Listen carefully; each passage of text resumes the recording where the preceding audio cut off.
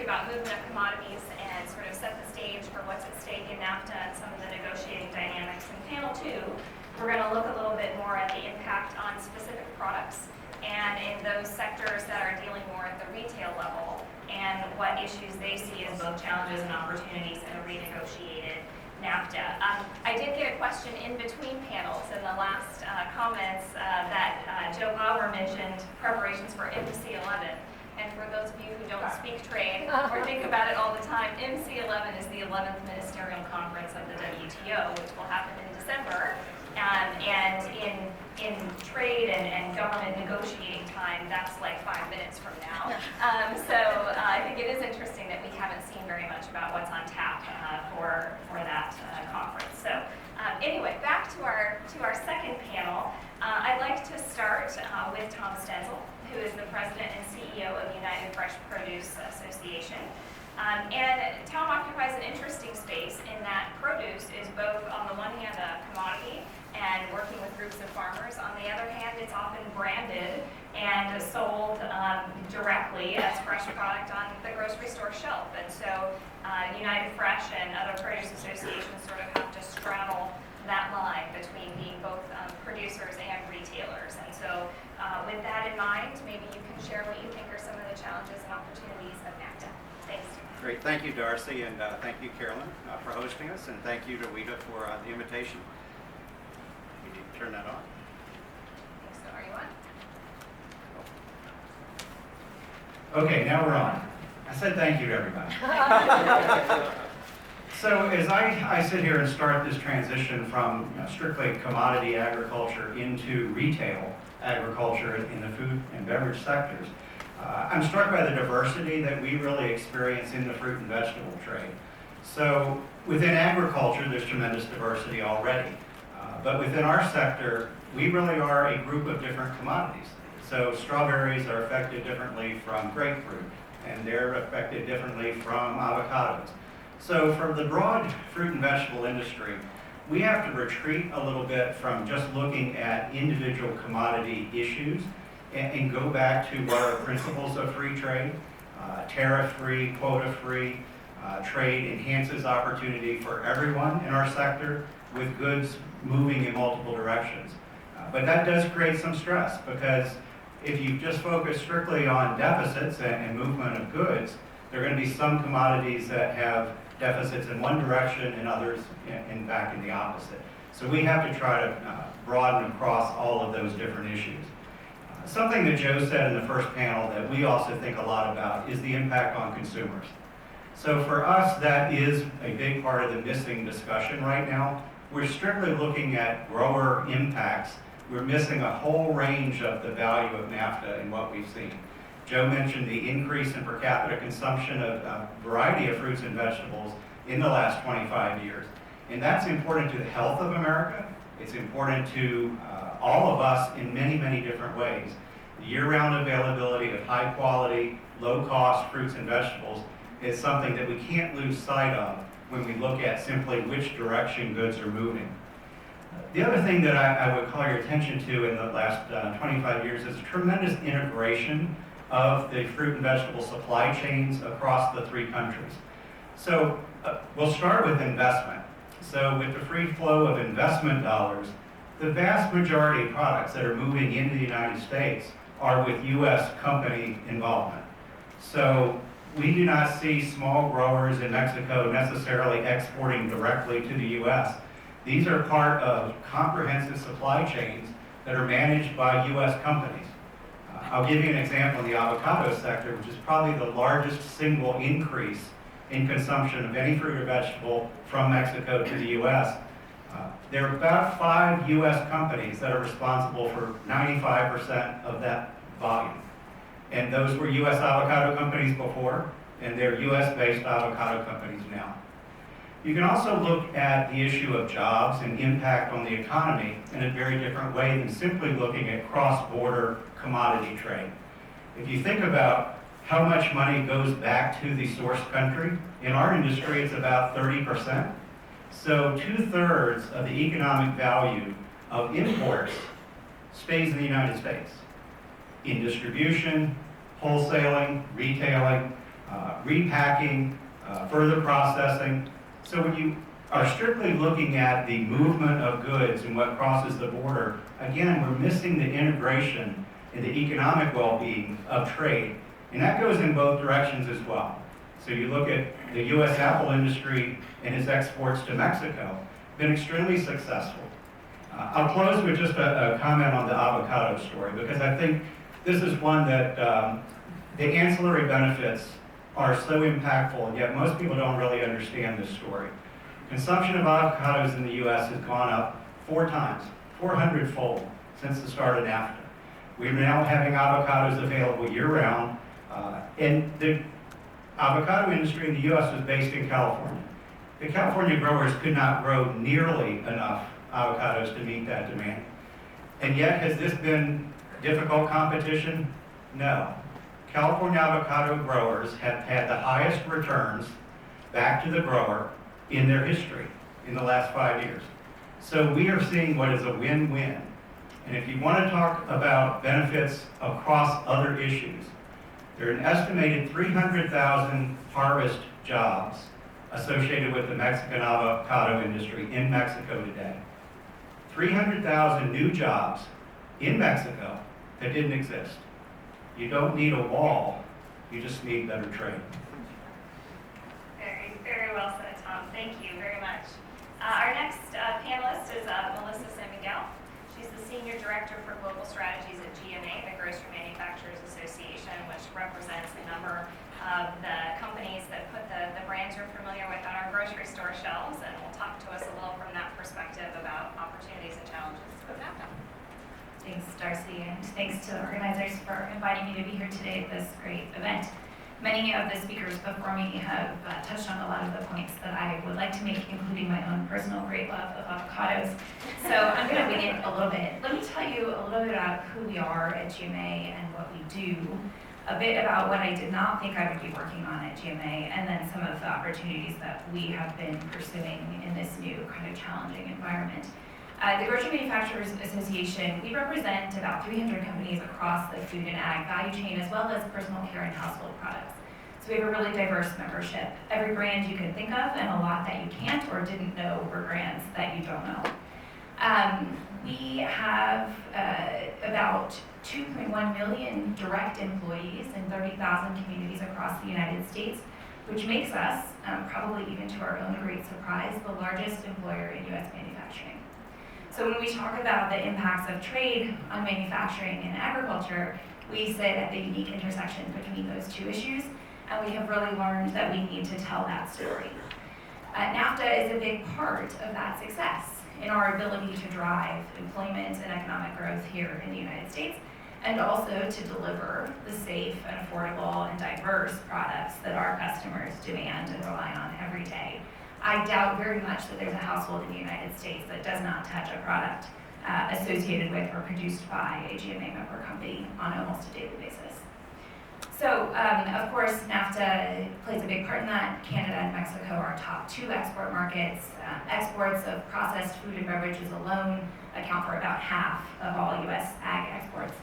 When I came to GMA in 2014, I certainly did not think that I would be spending a lot of time working on NAFTA.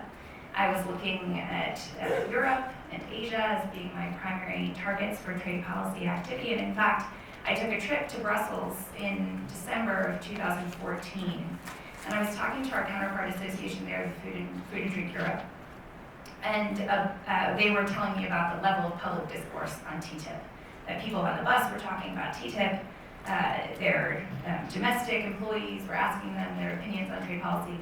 And I was a little bit younger and a little bit stupider and frankly a little jealous because I've been toiling away on trade policy for years already at the State Department in my first life, and nobody ever wanted to talk about trade.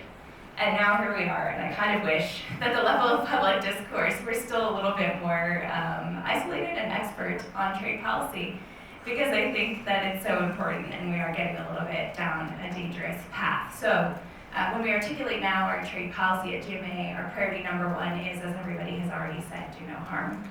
Our industry is particularly integrated, highly invested.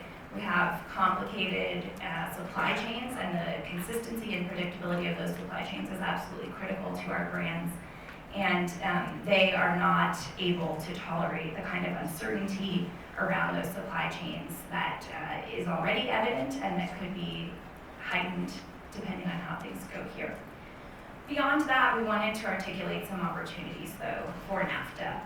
Gary mentioned earlier the real value in regulatory cooperation and regulatory alignment, really.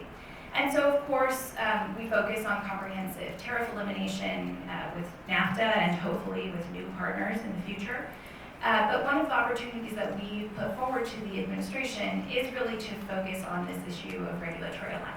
We have worked very closely with our counterpart associations in Mexico and Canada to align our messages to present a clear, united front across our industry on the sort of traditional basket of rules issues that we'd like to see in the agreement, updates to the disciplines around food safety standards and technical barriers, and then also some real opportunities for concrete regulatory alignment. Interesting to have seen in the TPP an approach where we were reinforcing sector-specific regulatory priorities against the broader commitments of regulatory good practice. So that's also something that we've been putting forward. And again, not only for NAFTA, we hope that this will serve in the very near future as a sort of platform or framework or model for other agreements going forward for the United States, so that our industry can continue to drive the economic growth and employment and the access to diverse products that our consumers demand. Excellent, and I think a very good reminder that as food and agriculture, we sometimes forget to take credit for the other pieces of the value chain, or people think of agriculture as producing the raw commodity and forget about the following on activity in manufacturing, in retail, in shipping that both of you really touched on, and how if you upset any part of that chain, there are ripple effects throughout. So good reminder. And now I'd like to turn to our last panelist, last certainly but not least, Christine Locascio, who's the Senior Vice President for International Trade for DISCUS, the Distilled Spirits Council of the United States. And I'm sure as many of you know that alcoholic beverages are an important part of our trade, and they deal with, again, the issues of branding and supply chains, but also are more heavily regulated than a number of other sectors, and so have to think about all of those things in trade. And so what is DISCUS looking at in these NAFTA negotiations? Thank you very much, and it's a pleasure to be here. And if some of you are just sort of questioning, why is somebody from the distilled spirits industry here on this panel with regard to agriculture, I can assure you we're an agricultural product. Just to give you some factoids, in 2016, our companies, U.S. distillers, used 158 billion pounds of grain in the production of distilled spirits. And that includes corn, wheat, rye, barley, and then some other products. So just to assuage any concerns that you may have, we are an agricultural product. And trade really has become more important to our sector, specifically over the past 2 decades, I would say. And it really has become more reliant on exports to really fuel growth in the industry. So forgive me, I'm going to give you a few factoids. So our exports have increased from $278 million in 1990 to over $1.4 billion last year. And clearly, NAFTA has been an important part and a success story that we can report to. And the products that we make, we're not talking about wine, we're not talking about beer, we're talking about products like Tennessee whiskey, bourbon, gin, rum, products like that. And so for NAFTA, our exports, since NAFTA has been implemented, have increased 571%. That's a clear, huge success story for us. Canada is our #1 export market. Exports in 2016 were $191 million, and Mexico is our 10th largest market. So when we talk about, an opportunity here to modernize NAFTA, I think we very much agree with the tenet and the mantra that has been stated about first do no harm. So let me talk about some specifics about, what NAFTA has done for us and how we're looking at this as an opportunity to build upon what was achieved in NAFTA. So first, with regard to tariff, we are duty-free across the 3 countries for distilled spirits. But the challenge there is, when we talk about, these potential threats to walk away from NAFTA, U.S. distillers would be put at a disadvantage if that were to happen, because the United States has bound its tariffs at the WTO for the vast majority of distilled spirits at zero. And that's not the case for Canada and Mexico. So first, in regards to do no harm, we want to make sure that, the duty-free access is maintained, and that's why NAFTA is so important for us to retain. And then secondly, we've talked about GIs, but we have a little bit different beast called distinctive products in the spirits world. NAFTA ushered in something called distinctive product recognition for products like bourbon and Tennessee whiskey, which are distinctly American spirits that account for almost 70% of our exports globally. It's very important that we have this recognition with our trading partners. And in return, the United States agreed to recognize tequila and Canadian whiskey. So across the three countries, you have distinctive spirits that have enjoyed a level of protection. And what do I mean by that protection? That means that Canada, for example, has agreed to ensure that any product that is sold with a label that says bourbon or Tennessee whiskey is actually made in the United States in accordance with U.S. law. That's very important for our producers who make that product to ensure that you can't, for example, have somebody set up a distillery in Canada and start producing something called bourbon. And likewise, we afford those same protections for tequila and Canadian whiskey. So in terms of the opportunities for us, so first, do no harm, maintain our duty-free access, maintain the distinctive product recognition, but we're also looking forward to, how has the market changed and what are the opportunities to improve the agreement? And so with regard to distinctive products, one new category that we are urging be recognized, and this is the opportunity to do that in a modernized NAFTA, is a category called American Rye Whiskey, which is something that about a decade ago there were only a handful of brands, and today there are over 100. You may have seen them if any of you go out for happy hour, that you've seen more American Rye Whiskey brands. So this is a concrete example of something that we're looking as an opportunity to enhance the protections for distinctively American spirits.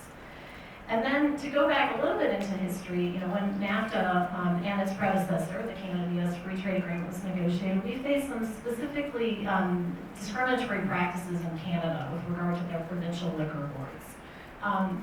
The Canada-U.S. Free Trade Agreement had some specific provisions to basically address those discriminatory practices, and that was brought forward in NAFTA. And it's very important to us that those commitments remain.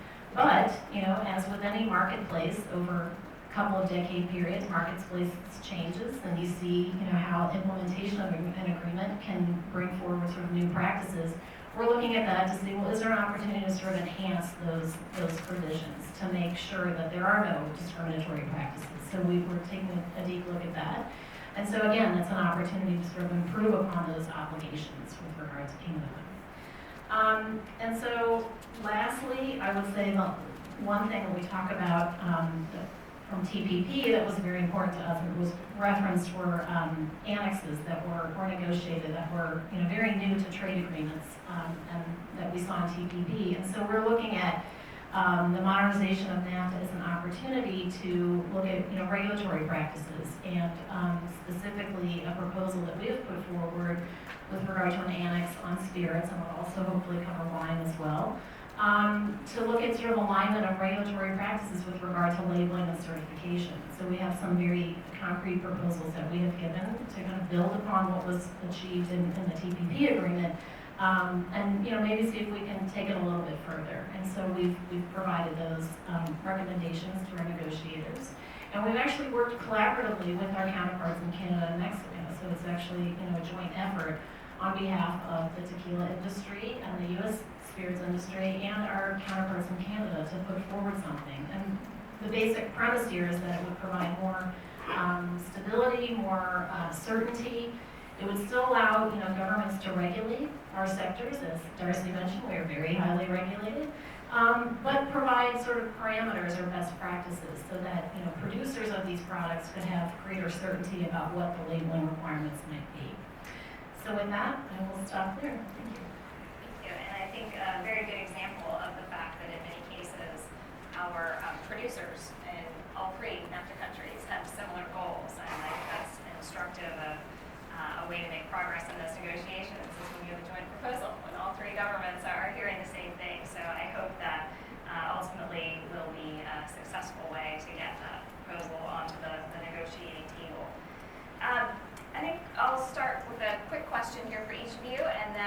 throw it open. Tom, there's been a lot of press about NAFTA and produce lately, and about differences within the industry about whether NAFTA has been positive or negative, and what might be done about that in this renegotiation.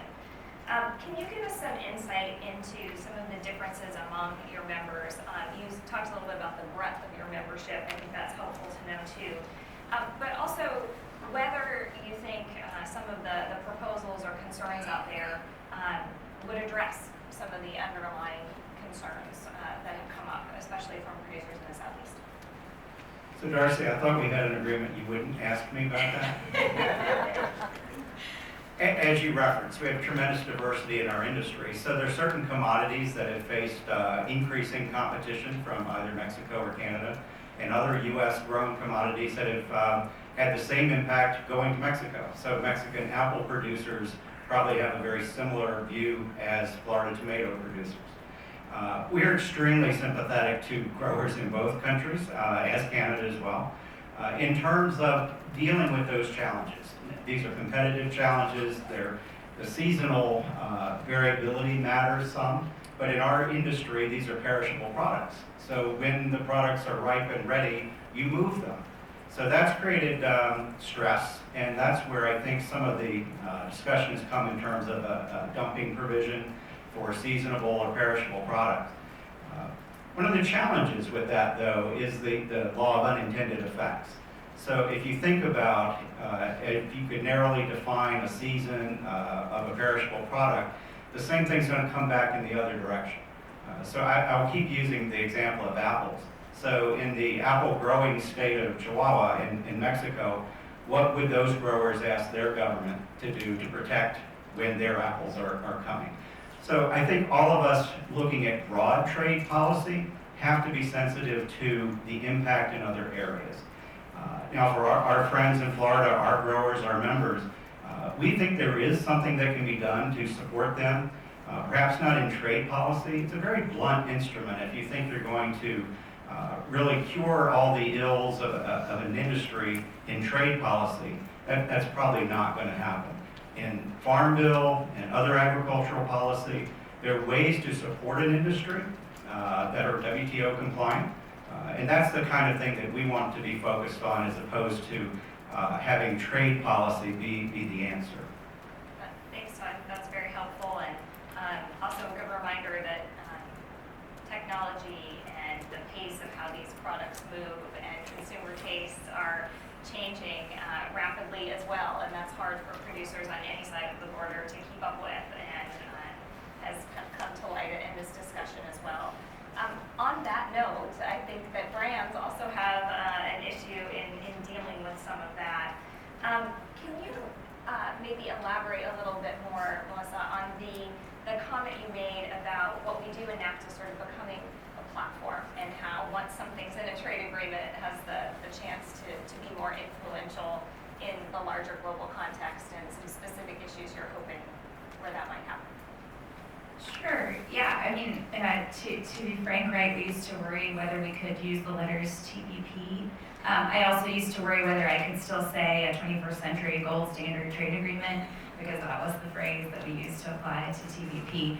I think that, you know, as referenced in an earlier question, it seems clear that the provisions of the TPP, or previously negotiated outcomes, can be embraced openly as the basis for setting a new gold standard within NAFTA. You know, look, like I said, we were not looking backward at NAFTA. We were looking into some of the fastest growing and emerging markets in Asia, for example.